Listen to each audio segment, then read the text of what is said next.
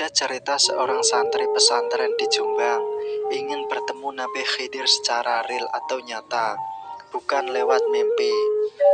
Akhirnya si santri itu mendatangi seorang kiai pemimpin pondok dan mengutarakan maksud hatinya kepada sang pengasuh pondok. Mbah Yai diam sebentar, kemudian berkata, kalau ingin bertemu dengan Nabi Khidir, syaratnya harus datang sholat Jumat. Harus datang pertama kali sebelum ada orang yang datang dan pulang dari masjid yang paling akhir. Sesudah semua orang pulang dari masjid, lakukan itu 41 kali Jumat tanpa ada satu Jumat pun yang terlewati. Nanti kalau sudah sampai pada Jumat, sholat Jumat yang ke-41 atau Jumat yang terakhir, ketika kamu keluar dari masjid, ketemu dengan orang yang lewat di depan masjid, siapa saja orang yang tidak kamu kenal, kamu salaman ya dengan dia. Jawab santri, iya Yai.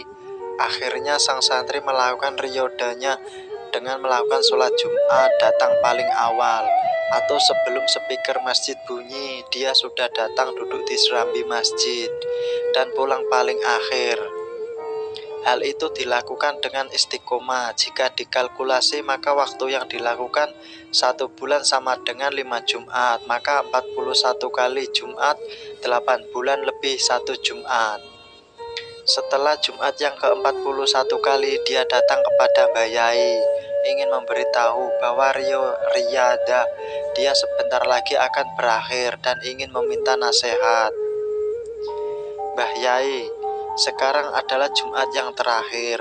Nanti sepulangnya dari masjid, ketika kamu bertemu dengan orang asing yang tidak kamu kenal, jabat tangannya dan bersalaman, minta doa darinya ya. Jawab si santri, iya mbah. Singkat cerita, setelah pulang dari masjid, dia menunggu orang yang terlihat alim dan aneh yang tidak dikenal sebelumnya. Hanya saja yang ditunggu tidak datang. Kebetulan si santri tersebut lewat di depan penjual gado-gado yang sedang menjajakan dagangannya. Akhirnya pulanglah dia dengan kecewa sambil bertanya-tanya, apa maksud Mbah Yai menyuruhnya menunggu bersalaman dengan orang yang tidak dikenal.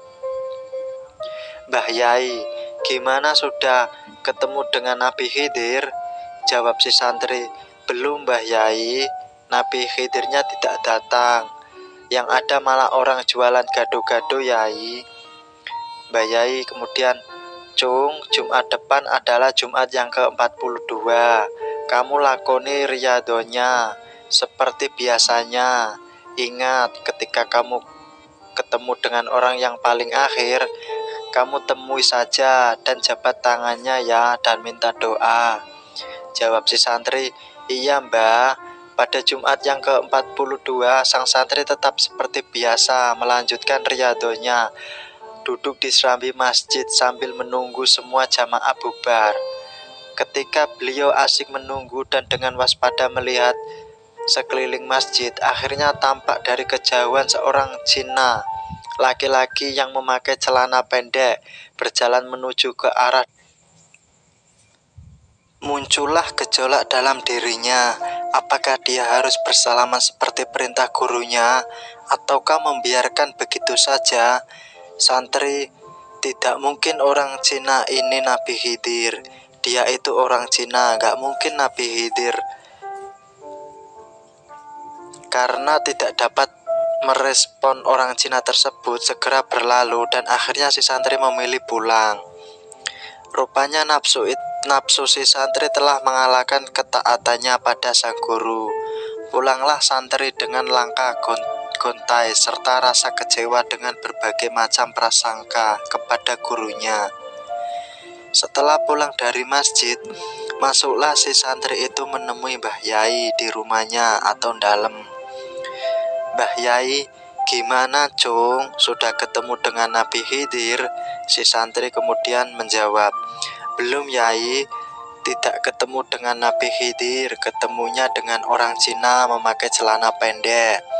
Kemudian Mbah Yai, Ingat, Jumat ke-43, Jumat terakhir kamu tetap beriado seperti biasa. Dan kalau ketemu dengan siapa saja, kamu salaman minta doa darinya.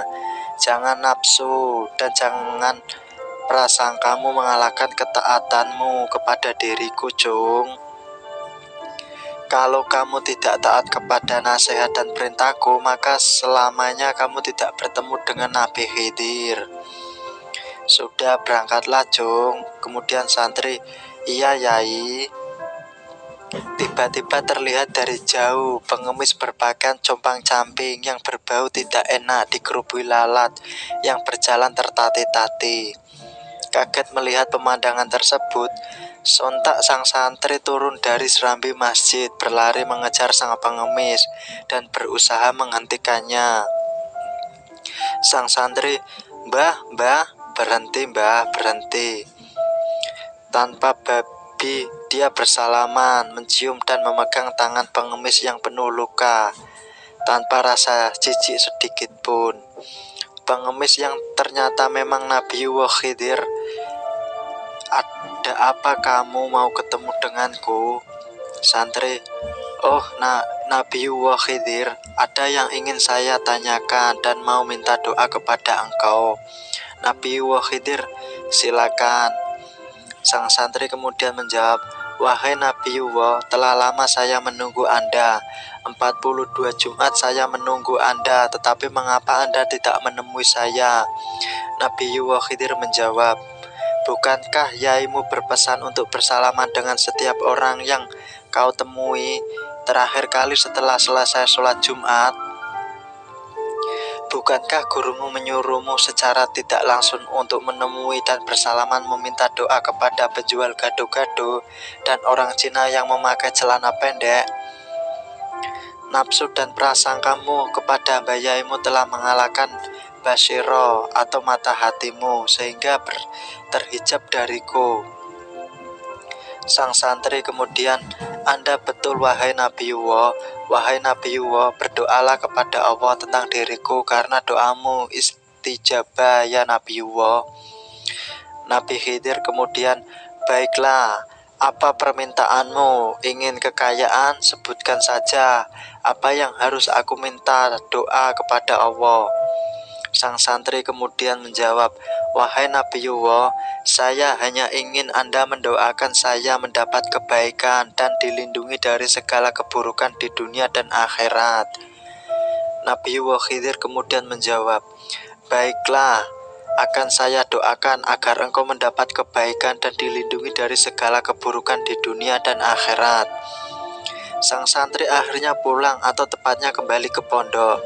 Setiba di pesantren, sang santri langsung ke dalam atau rumahnya Mbah Yai untuk menceritakan pengalamannya dan langsung disambut oleh beliau. Mbah Yai, Cung, gimana sudah ketemu Nabi Khidir? Kamu minta didoakan apa saja oleh Nabi Khidir? Sang santri kemudian menjawab dengan keheranan dan dengan perasaan bersalah, iya Yai, saya minta maaf sebesar-besarnya karena tidak menuruti perintah Yai pada Jumat ke-41 dan 42. Saya tidak minta harta Yai, hanya ingin didoakan selama dunia akhirat saja, tidak lebih. Kemudian Mbah Yai, Cung, mulai besok kemasi barang-barangmu dari pondok. Kamu keluar dari pondok dan berdakwalah di daerah asalmu. Kemudian santri menjawab, iya Yai, saya laksanakan. Subhanallah, walhamdulillah, la ilaha illallah,